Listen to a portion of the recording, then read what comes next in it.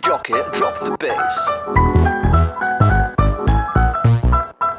Now the heads. Okay, I'm going to try some new mic setups and things and see how that works. I'm still having problems with the audio. I'm not quite sure what's going on. So, enough about Trump and stuff for the moment. Let's talk about a good old regular thing. Let's go back to talking about feminism for a bit. Yay! Aren't you excited? This is going to get rambly. There's a lot of groundwork to lay before I get into the meat of the thing, but the substance of the argument here will be that feminism is an ideology and that it has a mainstream, and that if someone says feminism and you read it a particular way, that is justified and something that's okay to do, however much it pisses people off, and to point out why it's not a contradiction to look at other instances and say that that's not the case, but to look at feminism and to say that it is. So let's lay some groundwork. First thing to consider, and it's something that all kinds of people get into fistfights over, is whether descriptions are prescriptive or descriptive. So does the definition of a word describe something as it is? So do you define it from what goes on, or do you define the word and then use it to describe and to define what goes on? So is it determined by what it does, what happens in the world, or is it defined by the language? Now, me being typically difficult, I think both can be true of different words or even the same word, because words can have multiple meanings. So, for example, take atheist. Atheist, without a belief in God, theist. So an atheist cannot be someone who believes in God. Right? That's the meaning of the term. That's the semantic origin of the term. If you had an atheist who believed in God, they would not be an atheist. You could not use that term to describe them. Other things might be described as phenomena. So you observe something and then you create a term to describe that. So that's kind of the difference we're talking about here. So what is feminism described and defined as, and what does it do, and are these two things in conflict with each other? I think they are. So the Oxford English Dictionary, which is a good place to start for definitions, defines feminism as the advocacy of women's rights on the grounds of the equality of the sexes. Yeah, that sounds like a reasonable broad definition. So we can get into that, and I have done before, okay? Rights does not necessarily mean equality. The grounds for an argument is not necessarily the truth of the argument. I mean, you could argue that we need a strong nuclear defense because of Nagels. So you're advocating for nuclear weapons on the grounds that there are invisible creatures that cause all kinds of trouble. It's not a good reason, it's not a factual reason, it's not an accurate reason. It might be a reason you've made up for some other reason that you want it, but there you go. That's your grounds for arguing for more nuclear weapons. It's just shit grounds. So women's rights can go over and above men's rights, and let's take an example: reproductive rights. In most Western nations, to one degree or another, women have reproductive rights. Some exceptions, okay? It's like Ireland and the US is still fighting about this. But the point is, okay, in most of these Western states, women have the right to an abortion. Yeah, so they have control over their own reproductive process. In many places, they're also given free contraception. So there's another right. Men, nada, nothing. You've got no rights over your reproduction whatsoever. If a kid results from you fucking, that's it. You're screwed. I'm not trying to make this argument here right now. I'm just using it as an example that women's rights can exist over and above men's rights. There might be good grounds for this, biology and so on, but the grounds is not equality of the sexes. So you can advocate for rights, and those rights can be over and above something else that someone has or doesn't have. So that's not equality. And we see other things that feminism advocates for that goes against equality of the sexes. A lot of times they're arguing for special exceptions for women, or they're fighting to undermine rights that men have. that seems like a controversial statement, but consider that on US universities, if you're a man and you're accused of sexual misconduct of some kind, you will be tried under preponderance of the evidence. You will not be given presumption of innocence in the same way that you might otherwise. And there have been several pushes to move to an inquisitorial system of justice when it comes to men charged with sexual offences. And an inquisitorial system of justice presumes your guilt. So again, these are examples. And there's all kinds of things that feminism advocates for that has nothing to do with equality whatsoever and threatens the rights of all human beings, free expression and so on. Anti-pornography activists go against this. So, does this description describe feminism? Is it prescriptive? Is it descriptive? It's not describing what's going on. Feminism in practice is not the advocacy of women's rights on the grounds of the equality of the sexes. It might be advocacy for women's rights, some women's rights, but it's often advocating against men's rights and against basic human rights such as free expression. So this description does not describe feminism. If it did, these people would not be feminists. Yet everyone seems to agree that they are feminists, even if they disagree with them. So there we go. That kind of settles the prescriptive thing. So now we can move on to, is feminism an ideology? That would require some analogies. So one of the main arguments I hear, it's mostly from a commentator, but also elsewhere, against regarding feminism as an ideology is that feminism is this broad sweeping, encompassing thing that has many different strands that all disagree with each other, and that somehow this means it can't be an ideology, or that somehow the exceptions that I give to other things, like for example the alt-right, who to be clear I am against, I am left-wing, that I'm giving them some kind of special exception that I'm not extending to feminism. But then, as I believe I pointed out in my Fighting the Alt-Right video the other day, they're really disparate. I mean, they're at loggerheads. The only thing that really unites them is, at all particularly, is what they're against. Can the same be said for feminism? Okay, let's draw an analogy then. Can we call Marxism or communism an ideology? I would argue yes, it has a certain cohesive set of ideals. But there's all kinds of different strands. You've got Marxism, Leninism, Stalinism, Maoism. Cuban communism is different to communism elsewhere. There's Marxist socialism, which in some theories is a step on the way to communism, and in others is that's where you stay with the state ownership and everything else. Trotskyists hate Stalinists. You've got anarcho-communists. So many different strands, and so many of them disagree with each other, and so many of them hate each other. But what they agree on is much more substantial than what, say, the alt-right agree on. There is an underlying codified set of beliefs upon which all of these interpretations of Marxism, however much they hate each other, are all hung.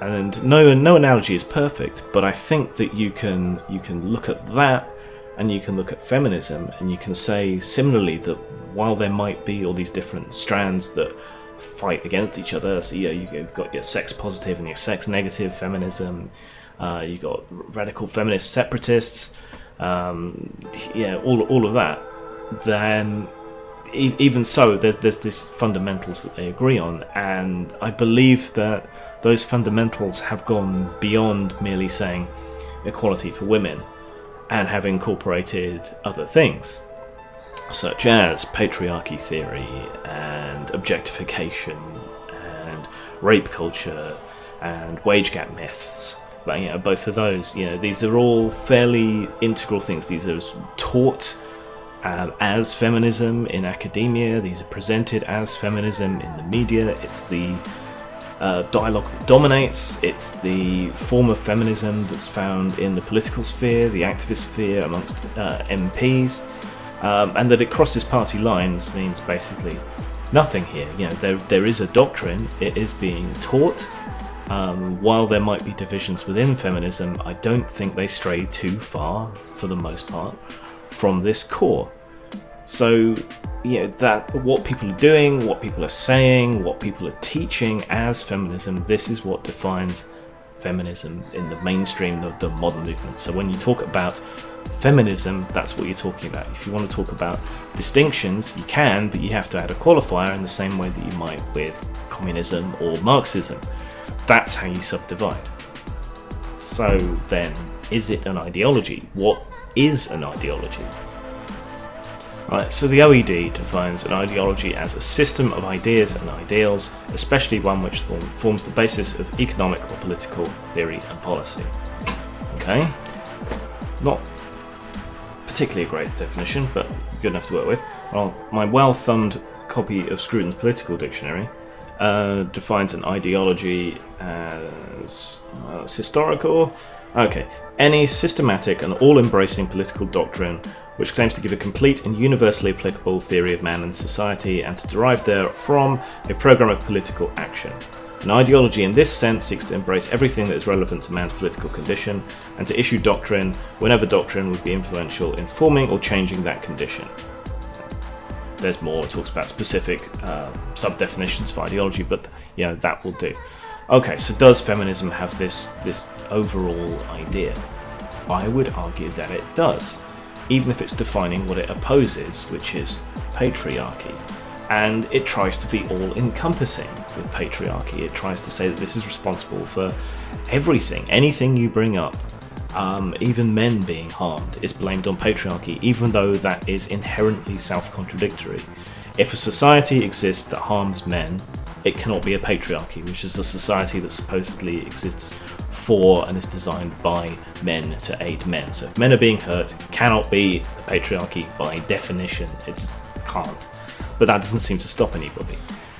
Everything is encompassed in this. Everything is sexist. Everything is biased. Everything is set up against women, even in societies that have embraced equality. And there are other things that go along with this, like denying the role of biological or evolutionary psychology aspects on human nature, on the bulge in the bell curve for behaviour for different sexes and so on. There's a lot that goes into it. Scientific denial, blaming patriarchy, bizarre, far-out ideas about psychology that aren't borne out by experimentation. But it does present this overall idea that everything would be better if only we treated men and women not equally, but identically. And this is the main thrust that we see in politics, in media, and in academia, and there's no escaping that. You may call yourself a feminist, and you may disagree with aspects of this, but I think, as we've covered, it's the definition of feminism should be more descriptive. It's not prescriptive. There's no way to get around that. Feminists do not act according to the definition, so the definition has to change. And what we see is a political and social and economic as well, when you look into things like the wage gap and affirmative action and so on. These ideas are all-encompassing, all of society. Everything is out to get you. Everything is dangerous. Men are terrible. All of this, it all comes out again and again and again and again and again and again and again and again and again, and it's just hammered home. There's no escaping it. Like, you may call yourself a feminist, you may not agree with this, but then that just makes you the Trotskyist of the feminist movement. You probably still agree on these base tenets. You probably still agree on patriarchy and objectification and the wage gap and rape culture and all the rest of it, at least in some degree.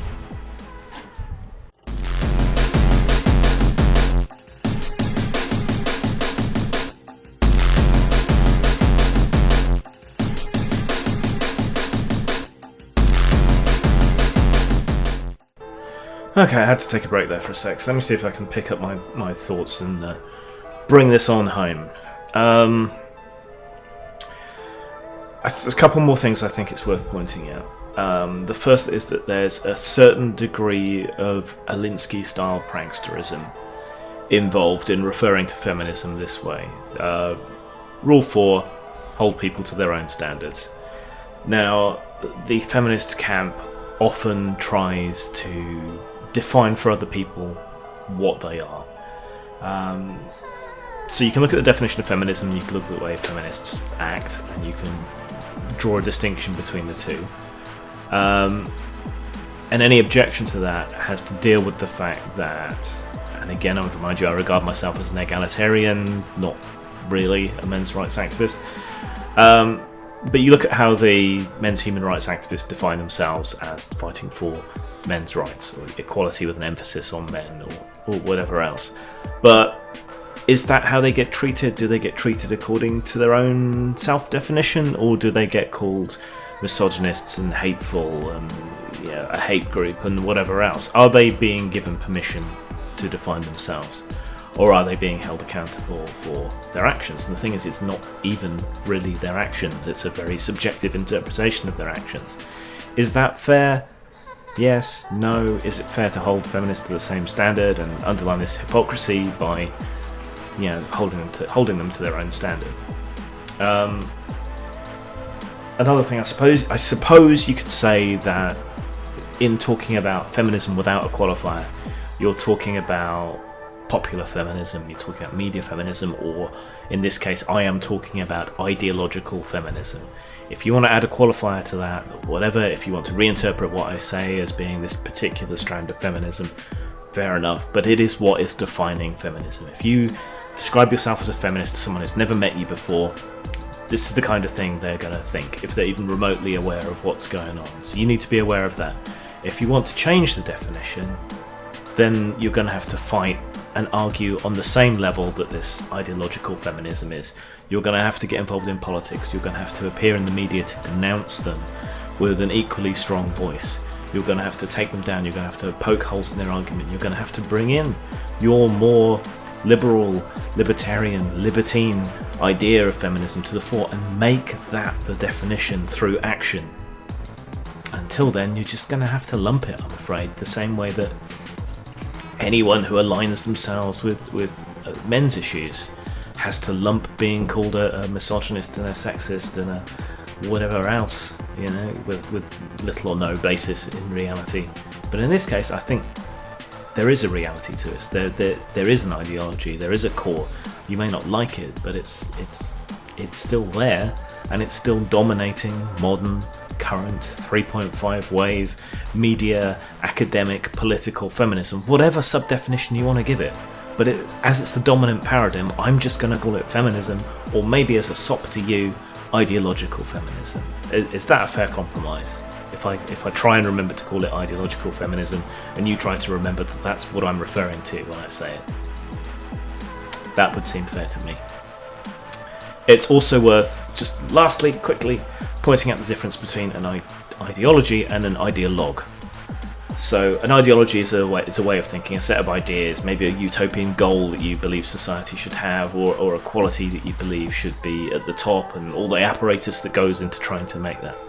So my ideology is part anarchist, part socialist. I would describe myself as an ideological anarchist. That's taken a bit of a hit lately. So maybe I'm an anarcho-technocrat now. Look it up. I won't tell you much because it's barely known, but there it is. And pragmatically, I describe myself as a socialist. But pragmatism isn't something you typically see in ideologies, so I don't know.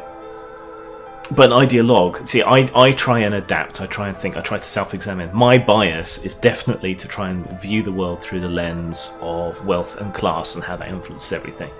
I'm aware of that bias, and I try to counter it or to make sure that it applies when I'm using it. So, say, for example, racial crime statistics. When someone comes to me and says, all these black people are being shot by police. Well, immediately, without even thinking, I'm going to be going, okay, I reckon that's a wealth and class issue because these people are more likely to be poor, more likely to live in urban areas, more likely to run into police in bad situations. There's a stereotype that's grown up around them, and it's not entirely an erroneous stereotype because of culture and poverty and everything else. So, you look at the stats, You look at the relative rates of poverty, you adjust for the rate of poverty, and you discover that a huge amount of the discrepancy just disappears. So I'm happy in that instance that my interpretation that it is mostly to do with wealth and class rather than race, I'm happy with that. But even though I had that knee-jerk reaction, I have stopped, I've looked at the statistics, I've worked it through, and I've thought about it and seen whether it's true. So to me that means that, at least in that instance, I am not acting as an ideologue. An ideologue would act purely on faith. They would have that immediate instinctual reaction, and that would be it. That would be the end of it. They wouldn't think, they wouldn't self-examine, they wouldn't bother to see if they were wrong. They would just interpret it that way. So an ideologue reaction would be patriarchy hurts men too. When you find that in feminism, not everyone does that, but it's a common enough reaction. It doesn't matter that it's self-contradictory, that it doesn't make any sense, that there's no evidence for it. That's just that immediate knee-jerk reaction. But not everyone who has an ideology is an ideologue. I have ideologies. I strive not to be an ideologue. So that's the difference. Ideologue is at the point at which, I guess, ideology becomes faith. You could say it's political fundamentalism. That would be a great way to describe it. Anyway, I think that's cleared things up. I hope I've proven, or at least made a case for the idea that feminism is, or at least can be, an ideology, and hopefully I've moved to some kind of compromise where people watching my videos can understand that when I talk about feminism without a qualifier, I'm talking about this ideological, political feminism. Okay, I guess that about wraps that up. Nobody will have watched this, so ta-ta, zang.